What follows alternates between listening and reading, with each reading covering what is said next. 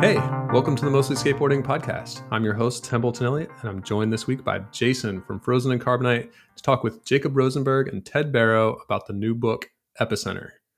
Our annual Thanksgiving All Stoked On special is coming up very soon. We want to hear what you're stoked on, so record a voice note letting us know who you are, where you're from, and what you're stoked on. Send that voice note to mostlyskateboarding@gmail.com, and we will share the stoke on the week of Thanksgiving. Epicenter is a 2-book set documenting San Francisco's Justin Herman Plaza from 1990 to 1993 through the lens of our guest, Jacob Rosenberg, with essays from Anthony Papalardo, Kevin Wilkins, and our other guest, Ted Barrow, plus more. Lots has been happening down there recently. Is that a coincidence, or was it all part of the plan, Jacob? I mean, I'll let Ted take this one. I don't think there's ever a plan. I think you feel things very deeply, and I think Ted tells the best version of this story, but he really gave me a nudge, and then it felt inevitable that I had to do the book. So why don't you tell that part of it, Ted? Sure. Okay, thank you. Hey, y'all. First of all, nice to see or hear everyone again. When my previous show that Jacob was so generous with me on at the SF Public Library came out, I started to see stories about how Embarcadero was going to be demolished and the fountain was going to be destroyed, or there were at least plans for a new design in that area that didn't include either the red brick plaza or the fountain. And so in a weird way, my show at the library ran for 6 months, and it became a kind of platform for me to advocate for the plaza and the fountain to be preserved. And so that all started happening over the last year. In the meantime, Jacob and I had started really making this idea of a show, and Jacob on his own made Epicenter, the book, the publication that was just mentioned, a reality.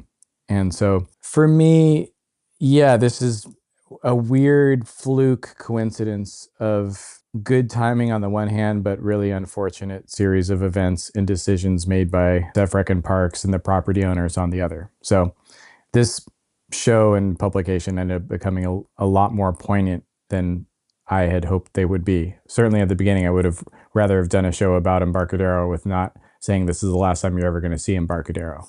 But here we are. Yeah, and I think one of the things that's interesting is, there are a handful of people that I have this vast archive of material. And I recognize people are like, oh, you got to release it. You got to put it out. And one of the things that I do is I do have a small group of friends that I send stuff to kind of just measure, how they feel about it as an idea or how much it resonates. So when I did send Ted a folder of imagery, I think 200 some odd photos of Embarcadero for his SFPL show, his immediate response is like, you got to do the book, dude, and you got to do it now. And I was super intimidated by that. It's EMB's sacred territory, to a degree. It's not my story to tell the story of the whole plaza and the story of all the generations of skaters that have been there, who were there way before me and were there after me. But once we started having a little bit of momentum with the idea of it, Greg Hunt really advocated for this very personal and intimate portrait of my gaze at the plaza and at the skaters. And so the book really is meant to be what I saw and what I felt at that time in my life. All right, Jacob, Ted, once again, thanks for coming on the broadcast. So yeah, what up? Yeah, just so everyone knows, as of now, it's November 20th, 2025. What is to become of Embarcadero and the fountain, that whole area? Well, the red brick plaza is definitely going to be demolished.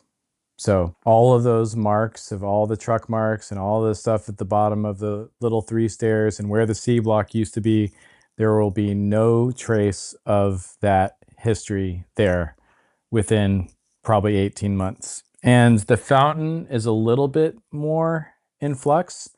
They're going to dismantle it sometime within the next few months and put the pieces of that fountain in storage. There are groups that are trying to make appeals and try to throw sticks in the spokes of that process. But that also sort of seems like that's a done deal as well. So yeah, I mean, look, that plaza is and will forever be significant. It obviously has changed numerous times in the 55 years that or the 50 or so years that it's been around. I think that there's something special about skating there now that maybe did not exist in the period covered by Jacob's book between 1990 and 1993. But I just sort of also think that there's something cool about like historical, like heritage skate spots. And so this is a case where maybe the plaza obviously is not the epicenter of urban plaza skateboarding that it once was today, but it's cool to go there, and it'll be a different experience when it's not there. So yeah, it's going to be gone soon. And are they going to be incorporating skatable options in the new design? Do you know about that? I sure hope so. I've been working on the back end with the city and speaking to Rec and Parks and even the property owners and other stakeholders to advocate for. I mean, that was what my petition was about. It wasn't about like, hey, don't touch a thing and embalm this thing and bubble wrap it and preserve it as it is. Although I would like that. It's hey, acknowledge the history of skateboarding here, and if you're going to do any kind of urban space in this place that is about how cool and unique San Francisco is, skateboarding is a huge part of that story in this place. So keep that in some way. So I hope so. I hope so. Are people like amenable to that? Like, are they? Yeah, they get it. I mean, more or less, the city understands that the thing that they vilified for 3 decades is now one of the redeeming stories of San Francisco. And so, yeah, they're open to it. How it manifests, I mean, I don't think they should build like a a Venice park at Embarcadero. That would be stupid.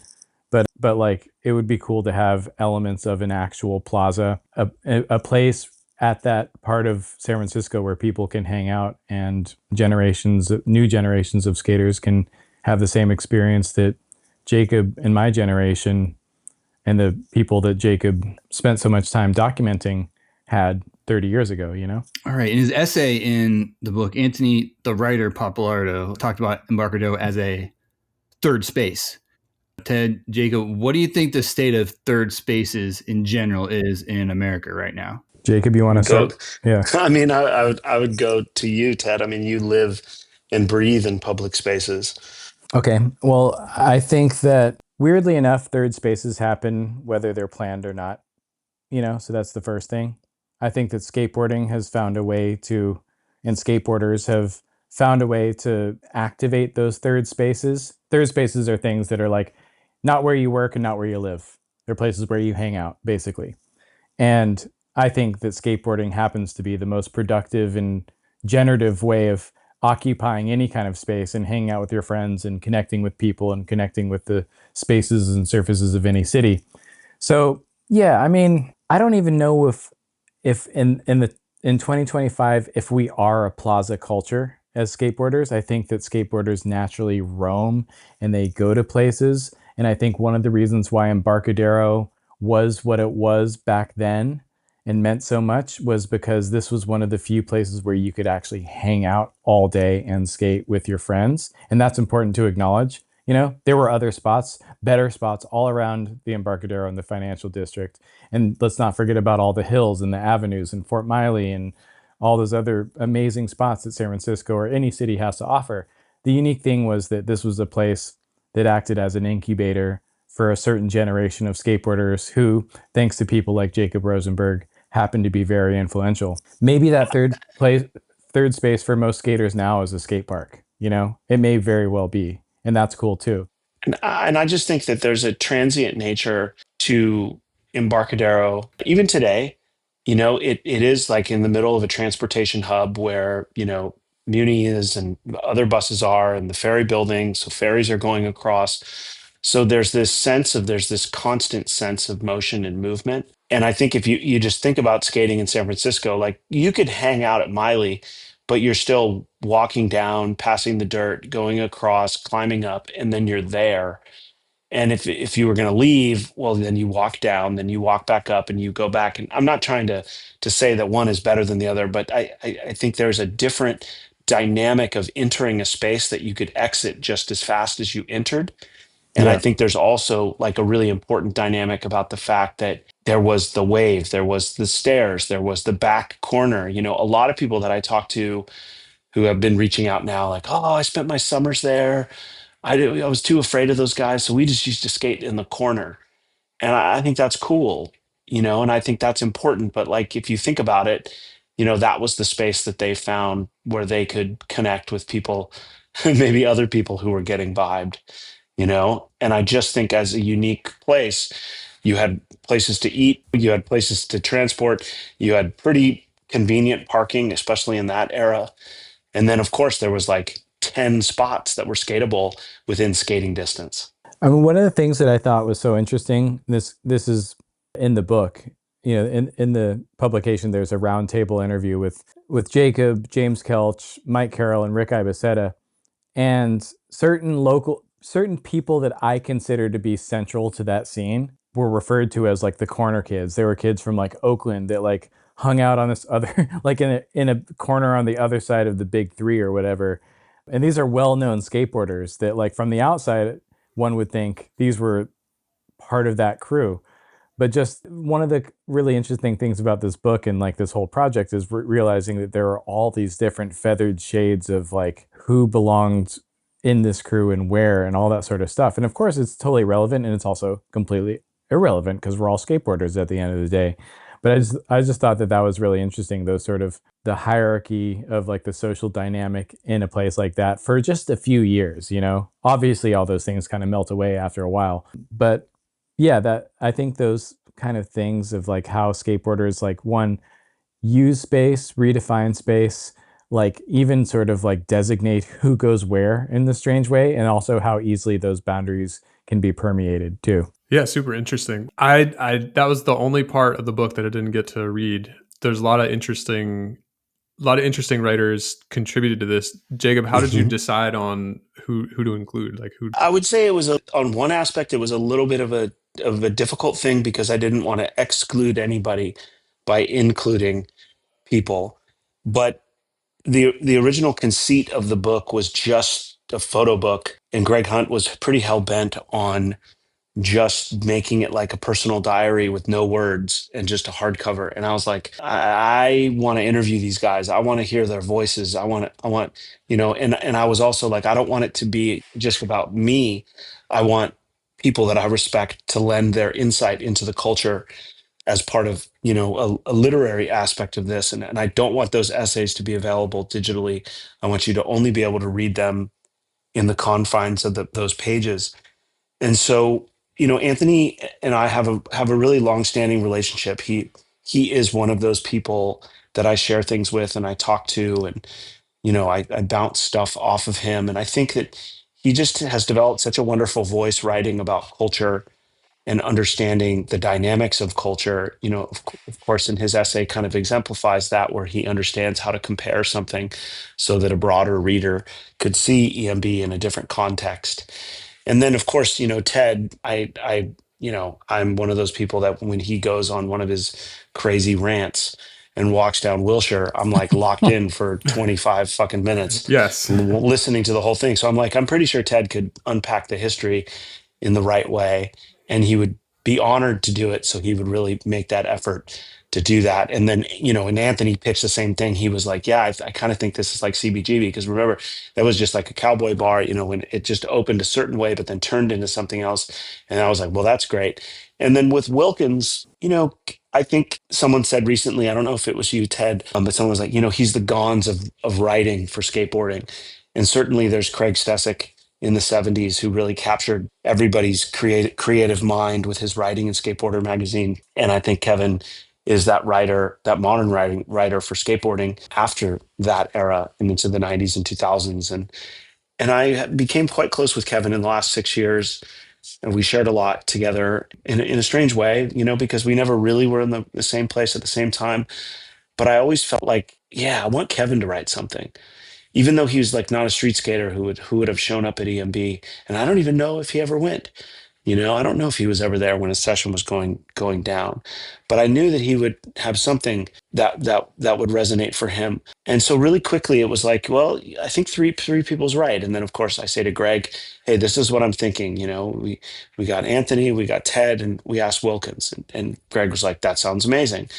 And then I just kind of, threw back to Greg, these are the interviews that I'd like to do. And those kind of developed a little bit over time, to kind of round out the book. But Shrugi is someone who was there. He's never told that story before. about real skateboards and its origins. And then, of course, the roundtable was always the plan to do that and to kind of let those guys' voices just to feel like you were in the room with them. And then Eric Merrill, who's the painter who, I commissioned or asked him to paint a painting. He's an incredible landscape artist, very esteemed and successful and recognized for his work. And I was like, could you paint, something from EMB? And he looked at my frame grabs and all these things and kind of drew together this image that I think is really striking. So I did an interview with him because I felt like if I asked him to contribute an asset to the book, I wanted to hear from him because I have a personal relationship with him.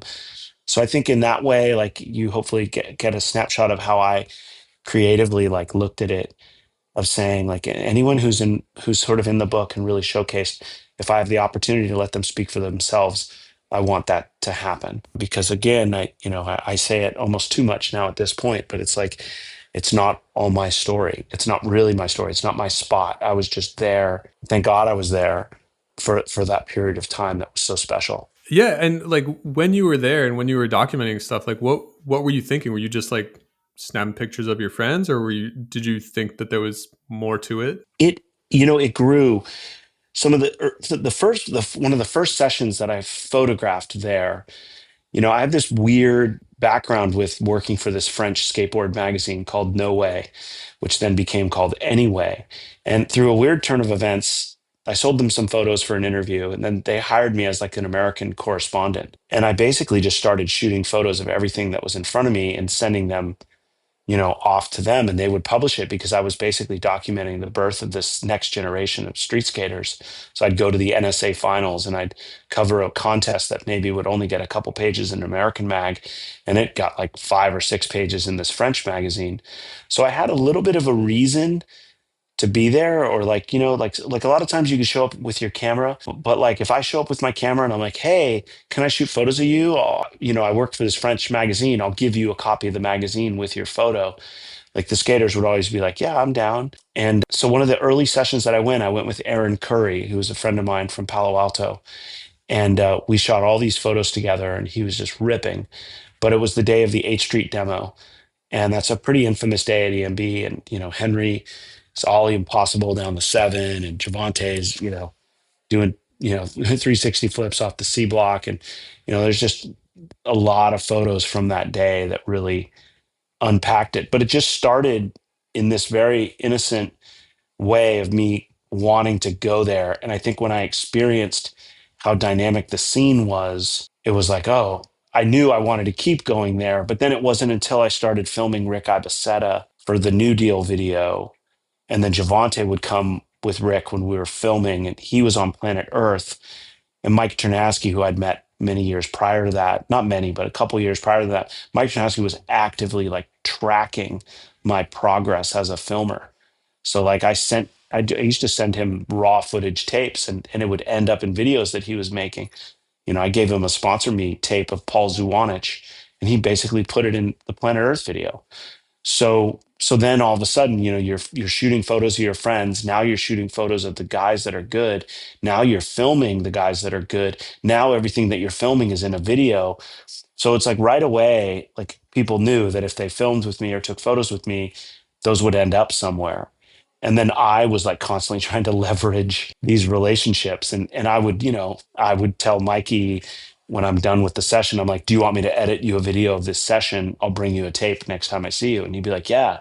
So then I'd edit him a VHS tape of all the makes that he had. And then he would have that at his house. And then his friends would come over and he would show it to his friends. So it was this really, it's really kind of blows me away when I look back at it and how motivated I was. And there's a psychological aspect to that, I'm a little bit more sympathetic with myself from that era, because I certainly took a lot of shit from all these guys and was treated quite poorly. But I think when you're a skate filmer, you're just like there and in it for the long haul. You kind of accept the abuse because the bigger picture is like, I'm getting clips, and it's important for people to see these clips. And I think I understood that importance, from the beginning.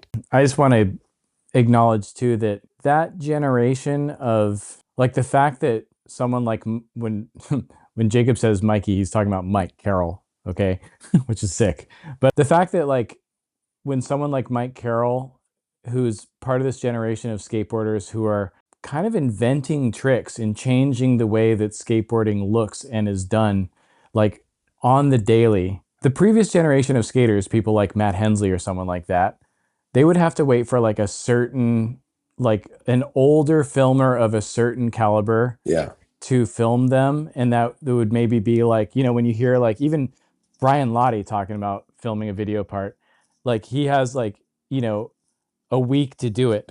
And then like then that filmer goes to another project or another skater.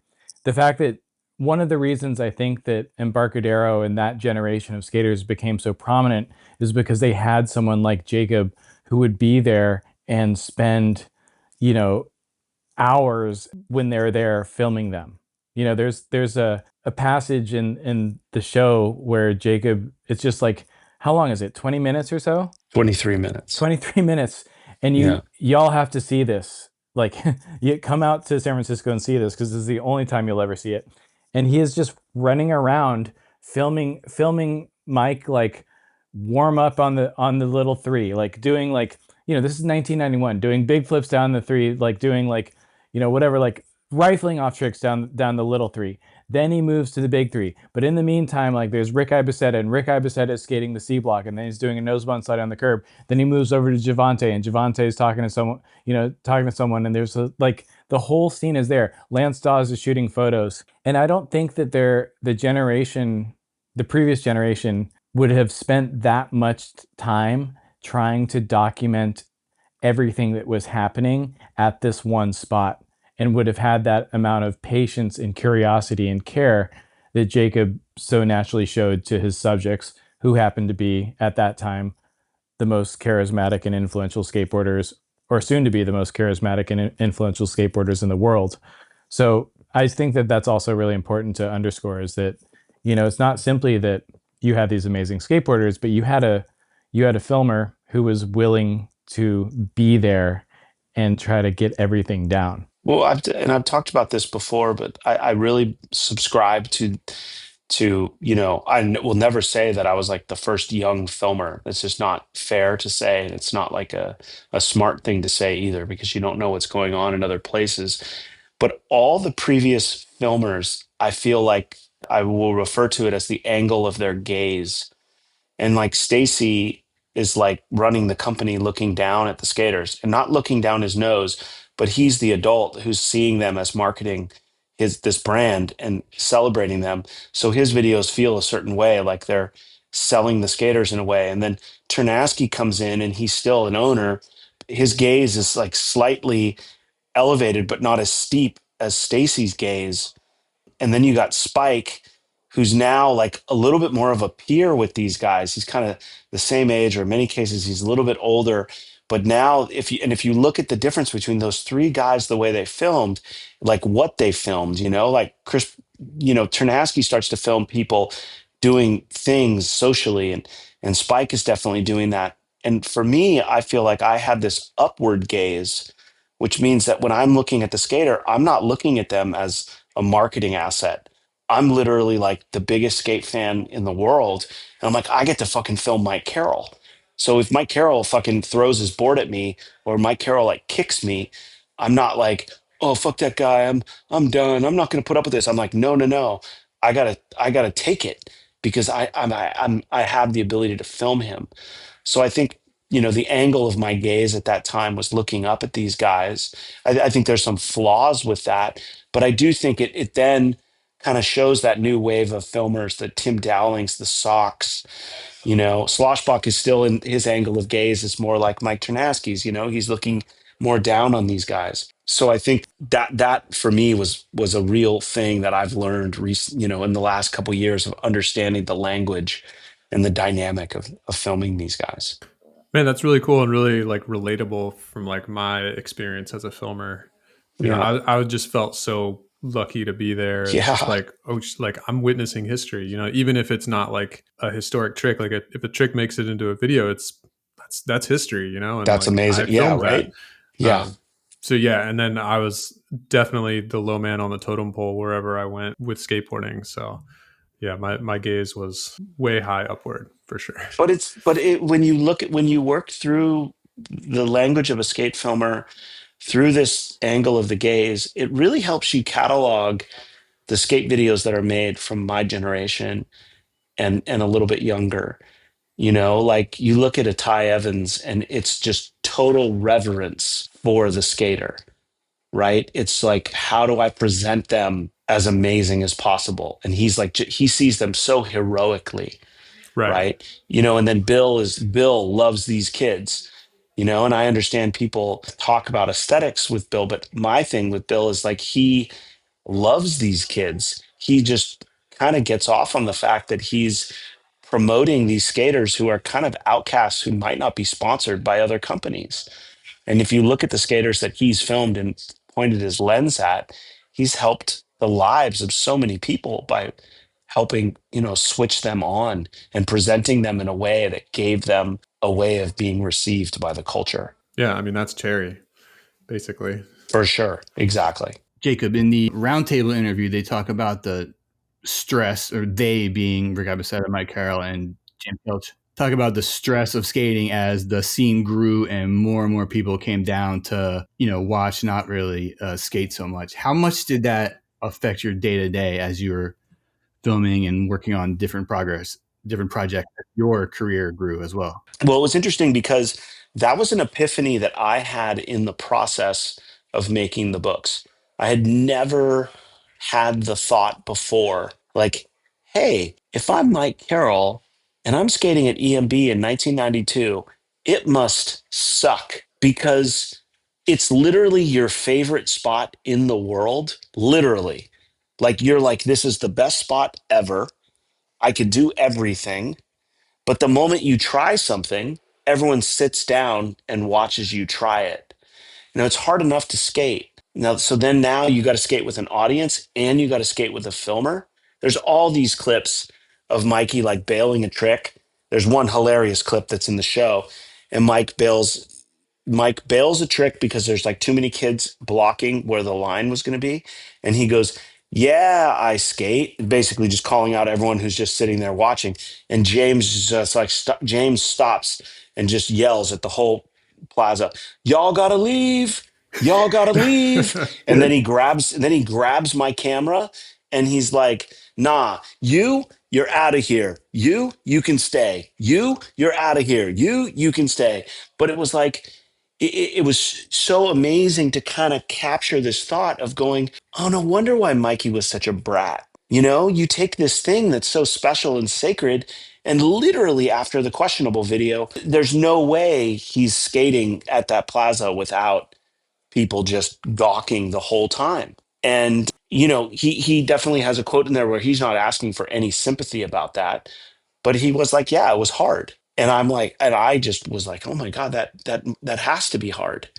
So I think for me, I didn't know at the time that that was kind of probably contributing to his, you know, frustration and his, you know, not manic, but his like sort of, you know, loud moments. And the reality is he's not going to take it out on the kid sitting on the steps. That's not who he is, yelling at some stranger. He's going to take it out on me, you know? And I get it. I get it. And I think with my own, the way that I developed psychologically, I took it. And that's the other thing that's a little bit, I want to make sure this lands the right way. Because I don't want this to sound like I'm like fishing for sympathy or anything. But like it was a really, really hard moment in my life to do this filming. And when I go through the raw footage, as much as it's amazing, there's also like moments where they're just making fun of me and talking shit to me. And so as a 52-year-old man with a wife and kids and, you know, went to therapy and did all that, I don't want to say it's painful to go back, but it definitely like shows me how much I endured unnecessarily to a degree. But still, I feel stronger than ever that the work has to be out there to celebrate why this moment was so special and to it certainly help reframe the context of someone like James Kelch, who I think just has a reputation that doesn't match the heart that's inside of him. One of the things that I learned, and also that Jacob, you helped me to understand was that like was it James was not this like notorious like board jacking bully. He was basically the slightly older skater and kind of, I mean, he was the mayor of that scene. And what that meant was that he looked out for everyone that was there. And he spent the most time there. He was the kind of like high ollie king in the era when being the like having the highest ollie meant that you were the best skater in the novice era, you know?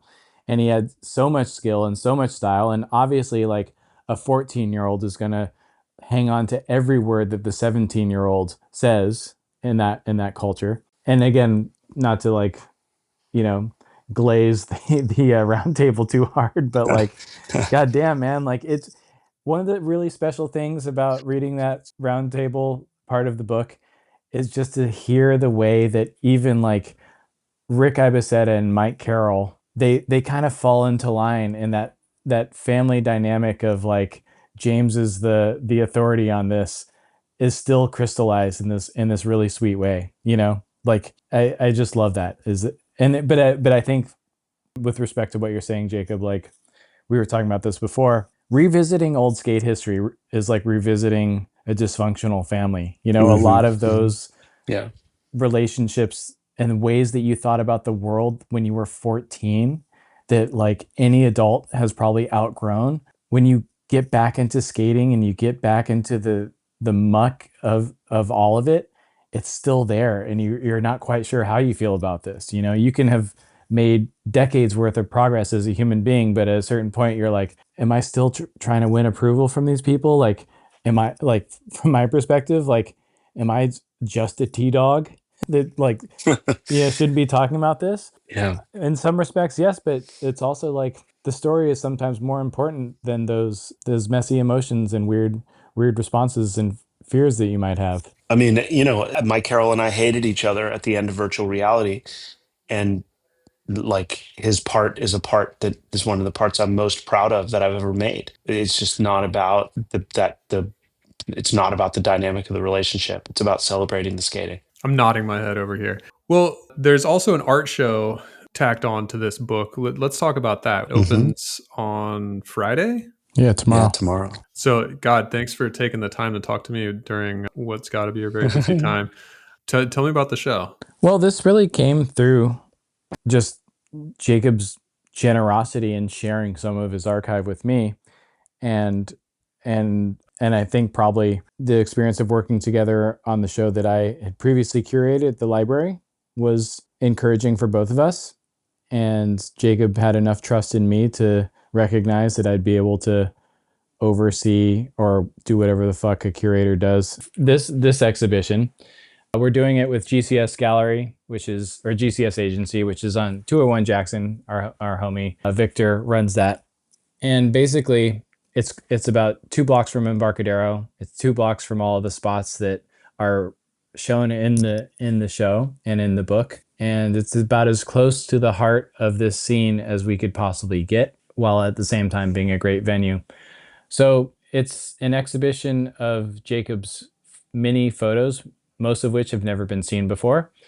There is also a video component of, you know, footage and interviews and just like never before seen stuff at Embarcadero, you know, atmospheric lines, bailed tricks, whatever. I haven't seen most of it, so I'm looking forward to that. And then there's also a very important musical component, which is that, like, you know, I think no one can think of Mike Carroll's first part without thinking of that burnt single or that burnt song with hieroglyphics from Dell, like, that he skates to as his second song. And Jacob was central to that, kind of like disseminating that music to the rest of skateboarding, because correct me if I'm wrong, but like Javante's friends with Dell, he gets this like mixtape that gets into the hands of Mike and Jacob, and then that is in the Plan B video. And so the show kind of ends with Jacob's trajectory as going on tour with Hyro and shooting some of their earliest like promotional photos and stuff for interviews for Blunt Magazine, et cetera, et cetera. So it has this kind of, I mean, the story of the show is the story of the early 90s about these two different subcultures, whether it be like independent hip hop or urban street skating, perfectly meshing at this plaza and being broadcast to the rest of the world. And so there's a huge musical component to this too. We have listening stations, the rappers are going to be there, the rappers are represented on the walls, and it's also just about, it's a site specific show in that we're recognizing how central the Bay Area was to this back then too. Sounds amazing. It's exciting. I did that with my niece, Michaela. We did that Museum of Moving Image exhibit, in late 2023 into 2024.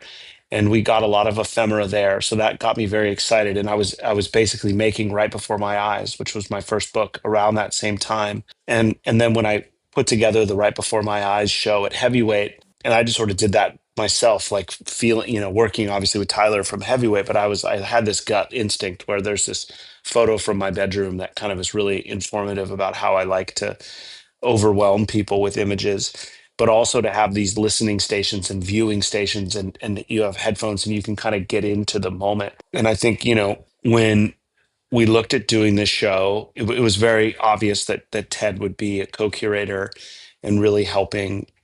I need that. Greg Hunt is my editor and creative director for my book. Alexander Hansford is my designer and art director for the book. Like, I thrive on the collaboration where I'm going to push what I think is right, and then I want someone who's learned to be like, no, I think this is cool, this is better. And then it's like, great, I trust you because I have the work, but you need to tell that story. So I think this originally was going to be a little bit of a like 50-50 type of show with Right Before My Eyes and Epicenter, and very quickly turned into this, how do we create a collision where all of this work just builds the trajectory towards Epicenter, and then it sort of ricochets out to High Row. And then I just am like obsessed with satisfying the skateboard nerds, so that there's like raw footage stations, and like we have this area that we call the chapel. And I found a clip of Keenan Milton that no one's ever seen before. It fucking blew my mind. I didn't even know I filmed it. Keith Huffnagel's filming him, so I don't even know where that footage went. But there's a lot of stuff that I just decided, like, fuck it, I'm just going to make this play out in this chapel. So that's like a 53-minute play out. And then there's another like 50-minute play out of raw footage and aesthetic textures of EMP. And I shot a lot of lifestyle stuff there too. So, I just want it to be, I love the idea that people come to a show and they stay for like an hour or an hour and a half and watch things and listen to things. And that happened at Heavyweight. So I think it's the best way to put the audience in the moment. Damn. So how can somebody see this? I mean, it's opening before Yeah, it opens. the podcast even comes out. Yeah, I mean, it opens, it will have opened on Friday, November 21st. And then, gcsagency.com/epicenter. They'll have, basically a breakdown of the exhibit with photos from the exhibit. And then, they'll post their gallery hours. And I would imagine it's going to run probably towards Art Week at the end of January in San Francisco. Yep. So I think at the end of that weekend of Art Week, we'll probably do like a blowout, event there to kind of finish off in the weekend. But you got to come to San Francisco to see it. I'm blown away by the number of people who are traveling out for the show this time around. And yeah, and who knows, maybe it could travel, maybe not. I mean, Adidas came through in a really big way to make us, have the ability to present a show that has the girth and the sprawling nature that it does. And Supreme helped out too. So, it's just one of those things. Like, I think it's a beautiful moment. I'm like, it's hard for me to even process that it's happening, but yeah, it's something else. Jacob, along those lines, how would you compare and contrast this book and your previous book, Right Before My Eyes? Yeah, it's a good question, Jason, because I think Right Before My Eyes is like a really dense journey of an artist finding their voice. That really is the story about how skateboarding led to hieroglyphics, which led to me to formally directing my first music video. And of course, I have a career as a director. So it sort of really is like the origin story and the journey. And then it just shows all the ephemera of life in photography and video. And so I think that book, Right Before My Eyes, is really devoted to the journey of that. And Epicenter is just, to me, is radically different. It is a photo book that is very sparse from just a not impact standpoint, but from a presentation standpoint. It's very elegant. It's very simple. It's all UV coated spot gloss photography with a white blank page on the left and the photograph on the right, so that you really just can sit with every image on every page and feel it. And that was really Greg's intuition, is like, let's just make this book very personal. It's not about EMB in that way where you're trying to sell it. He's like, it's about you and what you saw. So there was images that he was like, I don't want to use that, you know? And so just right there alone, you know, the patience of Epicenter, it's a lot slower and a lot more meditative than Right Before My Eyes. And then I had a lot of, you know, written stuff in Right Before My Eyes at the end. I had all the interviews that I had done.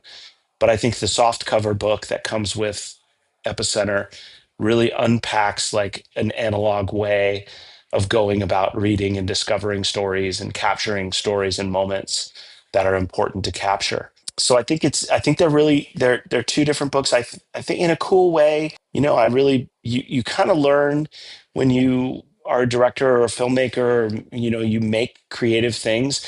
Sometimes you're like, when you make something successful, you go, oh, that was a great formula, I want to do that again. And as you start to peel that onion to do something again, you kind of realize like, no, that was really the right way to do that thing. And then you really have to meditate on what's the right way to do this thing. And that's where my collaborators, you know, really helped push me and narrow into a way that the book feels unique. It's also like in a slipcase where, like, Right Before My Eyes, you know, it had a deluxe, you know, a special edition that came in a slipcase, and then it had a standard edition with no slipcase. This is like only one edition to 1,000. It comes in the slipcase, very elegant, very beautiful, very simple, very well thought out. And it just, you know, the colorway represents the bricks, and, you know, I think it puts you in the right feeling to absorb the content. And also, you know, I think, Templeton, you said you haven't read the roundtable yet, which is great, because I think that the fact that it is a book, it kind of demands its own time. It really does. I've been Yeah. enjoying like stepping away from the phone and the computer and all that shit and like reading it, and it feels really nice in my hands, and it's like beautiful to look at. And Yeah. yeah, it's been really pleasant to prepare for the podcast, basically. Yeah. Well, it's funny, like James Kelch, I sent him a copy and he hasn't even opened his yet. And he was kind of like reluctant to say that. And I was like, dude, I get it. I said, sometimes the things that are really important to me, I have this like natural resistance to dig in, because once I dig in, I'm never going to be able to have that first experience again. And so he's like, yeah, you got me. And I was just like, I said, I think you should just come to the show. And then when you go home, you should open the book, because then that will trigger the memories of the show, which I think is more powerful than opening the book and then going to the show. Well, for those out there who are now inspired to get the book, how does somebody get the book? I mean, it's pretty straightforward. You go to jacobrosenberg.tv/epicenter and ROSENBERG.tv, and you just order it from the site. It's in pre-order right now. I'll start shipping everything right after Thanksgiving. And I mean, not to be corny about it, but like, I fulfill all the orders myself. And, you know, I find it to be super rewarding to be kind of the one, like, I know the people who are buying the book, and I can see that. If that's a really beautiful aspect of self-publishing something, is you take all the risk, but then you really get to witness a community kind of being born around something. I'm totally blown away. There's like so many people who bought Right Before My Eyes, and then it tells me that they've previously bought a book, you know, in my layout of when the orders come in. So you just order directly from me. I think there may be a couple shops that'll have it, but when you independently make a book, it's a little bit more challenging to sell wholesale, Right. and it's just much more effective to sell direct. So I will work with a couple vendors in San Francisco to make sure that it's a little bit more available in the Bay Area, just to serve that community. And if I'm so lucky to sell it out and make a second edition, then, you know, what I'll probably do is put something up for people to request, whether they'd be interested in that or not. Well, it's an amazing item. It's like calling it a book doesn't quite even do it justice. It's really an amazing thing. Thank you so much for sending it to me. Oh yeah. Same here. You're so welcome. I mean, you guys do, I said this before last time I was on, like, I think you guys do a really lovely service to the culture, just digging in deeper and having more nuanced conversations. And I mean, that's why Ted and I are friends, is because we both like to get in the cracks of things and kind of unpack things. And, you guys do the same. So it's a weird thing where I wish I could give the book free to everybody because I'm like, I want them all to have it. But, yeah, it is what it is. Yeah, well, it's amazing, and if you've got the means, I would highly recommend anybody go out and grab it. I got one more question that I got to ask. The Shrugi interview I thought was super interesting. It was some real like inside baseball type stuff about deluxe distribution, real skateboards, all that stuff. At one point, he said something that was really interesting, especially for me because I'm a big Tim and Henry's Pack of Lies guy. Yeah. He said Henry Sanchez was like Jay Adams. What do you think he meant by that? Like, I don't know from Jay Adams. This was like probably 2 generations before me. I don't want to interpret his, like, I don't want to say this is what he meant because I'm not Shrugi, but I think Henry, has always marched to the beat of his own drum. And, he was one of the most driven and focused people at that plaza. He would laser into something and he would do it. And, and he's every day he's doing these very creative tricks that no one else is doing. So I think you would have to ask Shrugi what exactly he means, because there's obviously there's probably an edge of controversy around that. If someone's like, well, this is what he meant, but I don't feel comfortable going there. I just think that Henry was he was just this force, and he was so good. He is still good. He's an amazing skateboarder, and he had this drive and this fire at that time, and you just could tell he has, it's just the way he skated, the way he looks on a skateboard, it's just so desirable. I always think of that front side 5-0 to front nose That it's you just filmed. so that I filmed, yes, but it's just so gritty, and thank God I filmed that long lens. And one of the reasons I filmed it long lens was because I was submitting stuff to Big Brother. And if you shoot it long lens, it's a little easier to frame grab from because you can see what the trick is.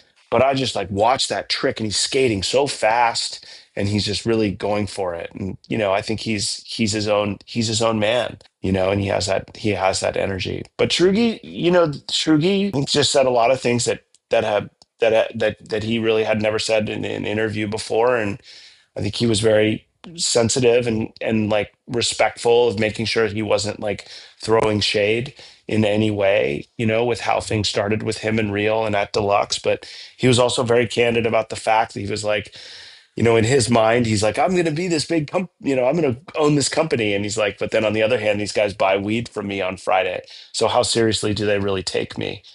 And, there's a levity to that. And, but I'd known Shrugi forever. And it was just we went back and forth on the interview, and, we were kind of done with it. I was like, okay, how do you feel? And he's like, it feels great. And then he got the book, and he just, is so honored to be a part of it, which I'm honored that he is too. I mean, if I could take a whack at that question, because it's such a great skate nerd question, you know what I mean? Like, how is Henry Sanchez like Jay Adams? I do sort of think of his part in Tim and Henry as being as combining the sort of aggressive and powerful style of street skating in the late 80s of speed and rough, dry grinds and all that sort of thing, with the most highly sophisticated, advanced technical complexity of the style of the early 90s that was happening. And it's similar to how Jay Adams had this classically beautiful surf style or whatever. I haven't watched Dogtown and Z-Boys in a long time, but he also improvised, and he did all this kind of cool, aggressive stuff that was his own thing, but was deeply influential. And I think about how, if you're going to think about Jay Adams as that pivotal figure between the 70s and the 80s, Henry Sanchez was, along with, a handful of other skateboarders, that pivotal figure who could combine kind of aggression, style, speed, attitude, and skill into the next decade of the 90s. That would be my answer. It's a great answer, Ted. Thank you. Yeah.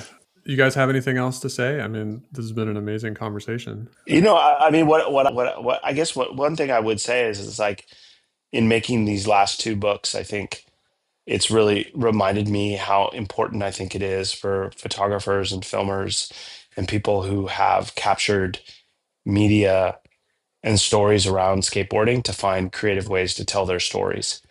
I want more of this. I want more of these. I want them to be personal, and I want them, to be severe points of view. And by severe, I mean, give me the unexpected book from, the esteemed photographer, because I think that stuff really enriches the culture and it pushes other people to do that. So I would hope on one hand, this book helps the city of San Francisco. This is a very real motivation for making this book.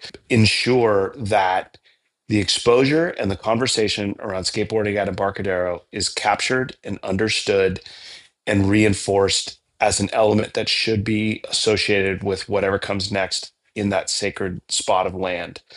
That is unabashedly like, there's always a danger of going and telling an EMB story, because EMB is not my story to tell. My story to tell is what I captured there and the people that changed my life and my ability to film in that moment of time and witness these things through my lens. But I think that, these things that we can create have the ability to shift culture and to make people aware of important things in the world around them. And if I could add just one thing, one of the things that I think is most valuable about this book and this show, and this is all Jacob, not me, is that anyone who's from that generation who wasn't there knows every second of Embarcadero footage, from Animal Chin to Ben Job and Hocus Pocus to, Bryce Kanice doing a Wally on a trash can and Sick Boys to, all the sort of every second of footage leading up to Mike Carroll's questionable part, we all know. But what Jacob happened to capture was that moment when this was a local scene. There were no outsiders. This was people from the Bay Area that hung out at that plaza, that skated in a certain way, that filmed with Jacob.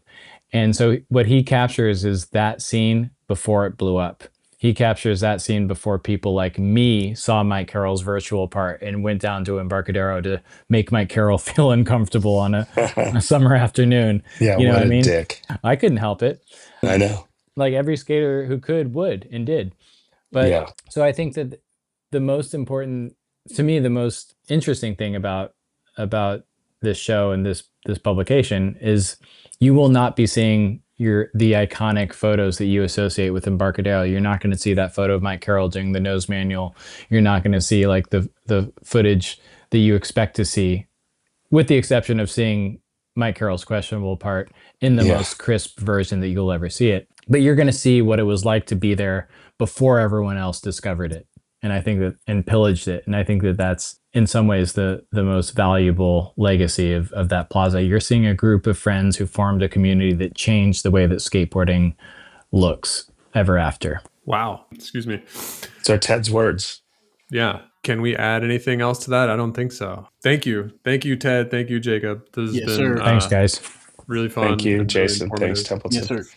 And I'm stoked that you guys came on the show again. You guys are both repeat guests, so thank you very much. Hell yeah, two first.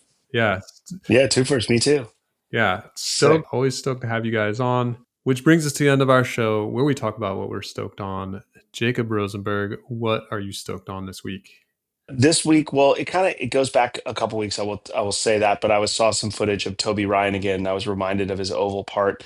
I went to the screening in LA, and for me, when I watch skaters in a video, obviously I'm always locked in. I love watching skate videos in movie theaters, but Toby Ryan had that thing every time the camera cut and he was pushing or he was approaching. It felt like that sense of urgency where the spot or the trick felt like it was important. And it didn't, I don't want to say other skating is lazy. That's not at all my intention, but there's a feeling where you feel like, oh shit, he's going to do something. And that feeling in a skate video is the best feeling, when the intensity of the rider and the way that you sort of see them skating really helps you like lean in to the part. So, and then someone told me, oh, he was like a mega ramp vert skater. And I was like, okay, this all makes sense, but fuck, that kid rips. Indeed. Ted Barrow, what are you stoked on this week? I'm stoked on, I think he's Spanish, but that Spanish goon Victor Marin. I think he's in the Damage Limited like promo or something. I'm looking at the free skate thing. I like how this dude skates. He just looks like he's angry at the world, punching signs, doing crazy tricks on high ledges. And yeah, Victor Marin. I'm stoked on him. Fuck yeah. I love somebody that skates angry. Yeah, exactly. Jason, what are you stoked on this week? Stoked on Venture Trucks out of San Francisco, California. Hell yeah. I got a new microphone from the Blue sub brand of Logitech. I like the way it's working out so far. You sound great. Yeah. Thank you. I always try to keep up with what the kids are doing. So stoked on the new EC Melody video. Someone skates to Alice in Chains. That's pretty cool. And stoked on the New Mounts Numeric Europe, I guess that's what it's called, video called Still Kid. Some really good Eastern Bloc spot porn in there. Templeton, what are you stoked on this week? That Still Kid video is really good. And there's also on Free Skate Mag, there's an interview with the like New Balance Europe like brand director guy. I don't know, interesting interview. So check that out after or before you watch Still Kid. I'm also stoked on another podcast. This one's called Good Luck With That. Oh yeah. It's a skate podcast from a women's non-traditional perspective. It's got Alex White, Ashley Rayfield, a few others. And it's interesting, to hear about skating from a totally different point of view from, us white guys that are 40 years old. So give that a listen. Wait a second. Alex White has another podcast? It's like I'm hearing that I'm getting broken up with on. I have to make some calls. What's the status of Vent City right now? Shit, man. You got me. I'm stoked on that podcast too. I'd be stoked to know what the status of Vent City is. Me too. All right. That's it for our show this week. Be sure to check out mostlyskateboarding.net for links to things that we talked about and to get that book and other show notes. Until next time, you can keep up with us all week online. Ted Barrow, where can the people find you? Oh, I'm just out here on the gram and doing my thing with Thrasher. There we go. Jacob Rosenberg, where can the people find you? Yeah, same thing. I'm on Instagram. And then if you want to check my work or check the shop for any of the books that I've made, that's just jacobrosenberg.tv. All right. Jason, where can the people find you? I'm back on Twitter at Carbonite1994. Still on the Instagram at Frozen and Carbonite, and writing stuff for quartersnacks.com.